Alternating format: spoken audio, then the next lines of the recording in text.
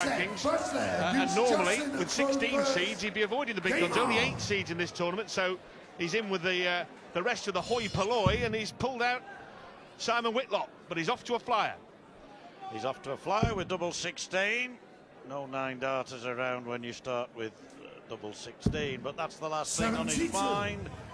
Not even at the forefront of mind, to be perfectly honest, though. When this fella's around, anything can happen, but it looks as though his starting double is 16s as well, but he must have gone across for 10s first of all, Rod, I think, and we had no indication of that, so it's first blow to pipe in terms of getting away.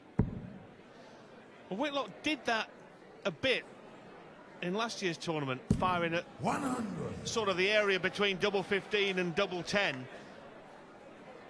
And he hits double 10 this time, but it is an odd choice, John, isn't it? Because you're immediately throwing 20 points away, but if you hit the double as opposed to going for double top, so you're disadvantaging yourself a little bit by going double 10, but any double will do. We've seen players get off with double 1 on more than one occasion.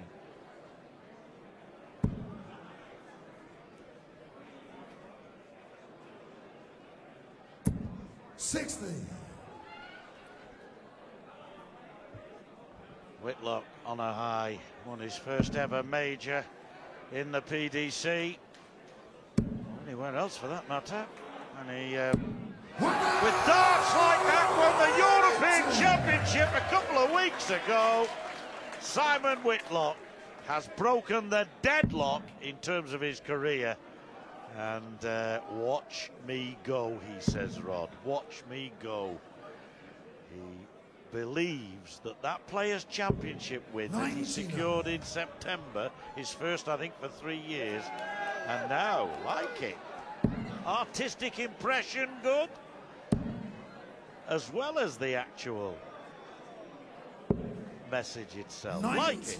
But he is now, he feels, a man who has that title and can build on it.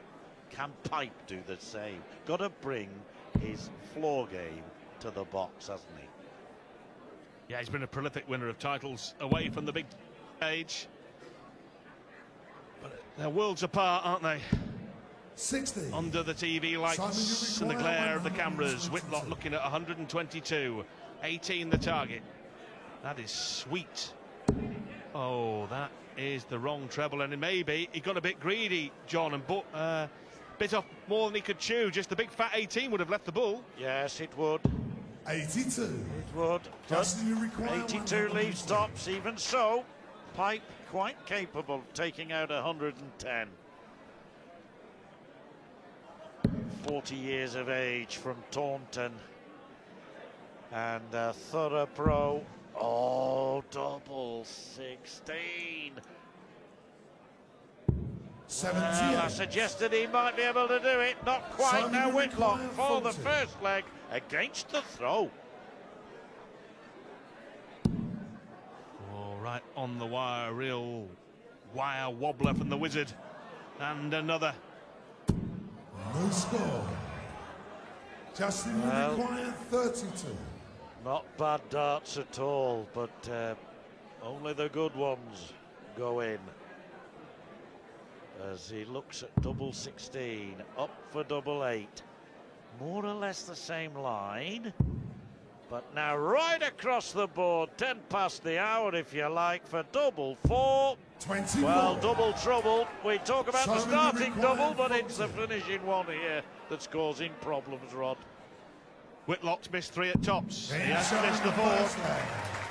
Well, Justin Pipe second leg, tries to compose himself, but he must be going bananas about the fact that he's missed so many darts at a double to end that leg for John, and you cannot afford to miss chances like that with such profligacy in this format, can you? Too short a game. Yes, it is. It is. Double 15 he got away with there. Going for that little corner, if there's such a thing as a corner on a round board, but that little sector of the board. That's a lovely dart. Now he can build on that, perhaps. Yes. 92. Good leg of darts, this. Pipe, you feel, will want to break back immediately. 120. Well, Justin Pipe is called the force, but it's Whitlock who throws those darts with such force. They come from County Cork, I think, Rod. Said they come from all over Ireland, you know. Well, here's a corker from Justin Pipe. If he can fill up the red bit. Oh, you bet he can. Yeah, he takes his time. But the lad from Taunton certainly knows where the treble 20 is. 83. Taunton's just off the M5 and treble 20 is just next to treble 5. And another one of those. Oh, he's coming down. Who can blame him? Coming down to some tune, John, to leave 92, which would tie up this tie at one leg apiece. 140. Brilliant game. We said it would be. Now Pipe, he'll go the bull route surely. Many players will go bull in these circumstances. 42 left. You all know what that means, folks, because he loves the double 16. Now that's what he wants.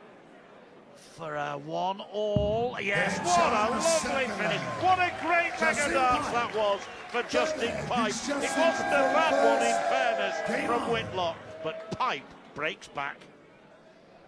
Well, he threatened to check out 110 in the first leg and just missed the double 16, but he was rapier-like in his accuracy this time, and again to get away. Oh, look at this, John, and maybe a 152.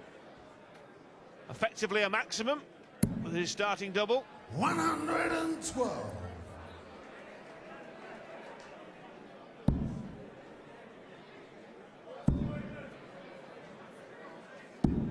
20.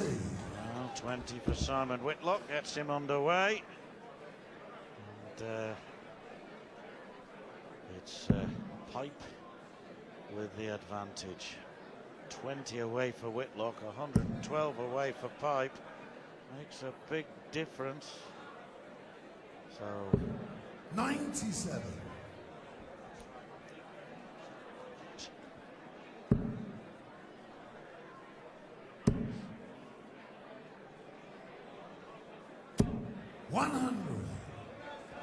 So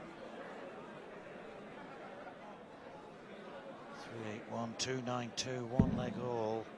This is a real quality match, played at a leisurely pace, because this man likes to take his time, and when he does, he makes it pay. Pipe's second maximum of the match, 49. and it tees up Justin another nice little three-dart combo. Yeah, Stephen Hunt, Republic of Ireland, Wolverhampton Wanderers, of course. And big match coming up Friday night, live on Sky, isn't it? World Cup qualifier against Germany. Game shown the third leg. So the Justin third leg goes to Pipe, Pipe. He really is throwing well here. Lost the first leg with some clumsy darts. Neither player threw well in the opening leg, but they've warmed to the task since. 110. Yes, we had Richard Dunn here a couple of years ago, I remember, Rod. Of course, he's injured at the moment and won't be playing for the Republic of Ireland, sadly. But surprised how many of these. And, of course, Robbie Keane was here 3 or 4 years back. And they do love the darts. Footballers, cricketers and rugby players. Tennis players, racing drivers, boxers. 91. Jockeys. They all love the darts, Rob. They really do. Well, Pipe, and no wonder they love this kind of performance, because he's averaging 9 on 100 on the double start, which is sensational, really. Averaging over 100 now with a double start. 100. Yeah, that's remarkable, especially when you realise his first leg was he was averaging 70. The just over 70 for the first leg. Hardly the pipe opener that he wanted, but anyway, he's rectified matters, if not fully. Stealing your lines there, Rod Studd. I know you were waiting to get that one in. I may get to use it in the second round if he gets through, John. Yes. And if he does get through, the winner of this will play Kevin Painter or Kim Highbrechts, and they play a little later on this evening. Now, 160 is the maximum start shot. Whitlock isn't going to finish on it. He's going to leave it handy, John, though, isn't he? Very handy. He's going to end on that double 10 that he likes to start on. That's brilliant stuff from the Aussie. Won a major exhibition stroke tournament up in Scotland in the Borders in Kelso last weekend. I was up there doing the comparing, Rod, and Whitlock said then that was the first time I'd seen him since Germany. I've never played better darts in my entire life, and I'm really confident going into every game and every competition I play. And there you see it, the confidence. It's just touch with a semi-thump of the air. He knows the job isn't finished yet, because this guy can play. Well, cheered on by Dick Dastardly, who never won a thing in his life, but Justin Pipe threatening to win the first set here. 52. He's got away, and I think if you'd offered him 52 before he threw, he'd probably settle for that, John. Oh, now then, chaps. 60.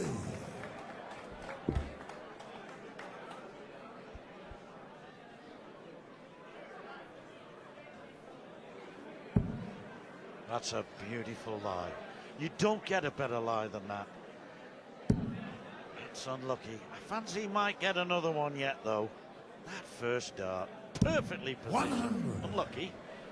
Ton only, so still very much in the melting pot. Well, this leg will decide the first set. 100. And in many ways, John, more important for Justin Pipe to win it. It's on his throw. If Whitlock wins against the throw, he really is in the box seat. If he loses it on throw, he'll tell himself, OK, that's just the first set on throw. I'll get it back in the second on my throw. So a lot more pressure on Pipe than Whitlock in this particular leg. Yes, when it gets to this stage, 2 legs all, and they're just throwing for the set, this reminds me of the old tie-break in tennis, where, you know, when it gets to 6 apiece, all or nothing. 60. You've got to win every single point you possibly can. Every point precious. But it's good to watch. Concentration personified. That's the result. Hours and hours of practice, perfecting his skills. Oh, now then, another one. Oh, brilliant. Absolutely brilliant. It's not the number of 180s you hit, John, it's when you hit them, isn't it? And that could not be at a better time. It's asked the big question of Justin Pipe. Yeah, did he need it? Did he just? Now, can Justin Pipe get double 6 to make that 180? Whitlock's almost worthless. Double 3. This is where that 180 really matters. This is pressure now.